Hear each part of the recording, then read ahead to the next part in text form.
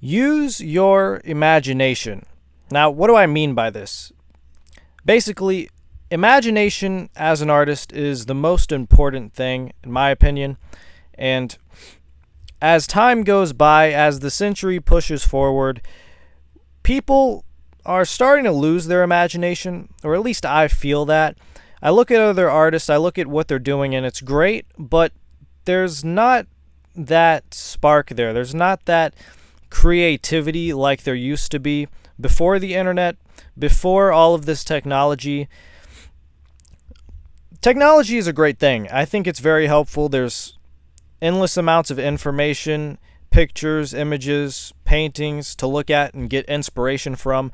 But at some point, you kind of have to detach yourself from that and go outside and sit, think like a child would do. You know, when you're 5 or 6 years old, you're constantly imagining things. You're creating these scenarios in your mind of different worlds and looking at the sky and thinking, how does everything work? How do things work? How does the world function? And when you get older, you kind of stop doing that unless you can keep that. You need to keep that imagination and hold it for dear life. And what I like to do is create little thought experiments, maybe sit there and daydream of an idea and then branch off from that. And then I'll end up in these different worlds in my mind. You know, you might look a little crazy if you do that, so you might want to not do it in public or something, but you know, daydream and imagine things, and your life will get better, okay? Trust me.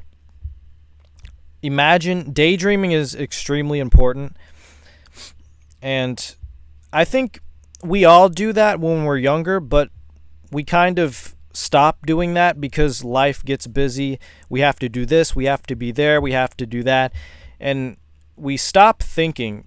And not thinking is good when you're drawing, but you also, before you get into drawing, I think you have to think about stuff. You have to really look at the world around you and think, and then you can put it all together onto the page. Now, my art is nowhere near being super creative or imaginative. Sometimes I'll make something that I would say is a creative drawing, but there's a lot more to be learned. There's always more to do. There's always another level, another step that you can take to improve. I think one of the biggest issues for artists right now is looking at art channels. You know, you're on YouTube, you're looking at artists, you're trying to find inspiration, and that's great, but at some point you've got to just stop and imagine for yourself. Do something for yourself. And, you know, that's scary because it's the unknown. It's what's going to happen if I just use my own brain. So you've got to trust yourself. You have to really believe in what you're doing and have a goal in mind. And then it becomes easier. And that's what all of these other artists, that's what the great artists of the past have done. They believed 100% in what they wanted to do, in their ideas. They got it out. It may have not been great at the time, but as time passes, people look at it and they say, maybe that is good. That's something new. Of course, you don't always have to show your art to other people, although that's kind of the point of art, to convey a message to other people, like writing a book.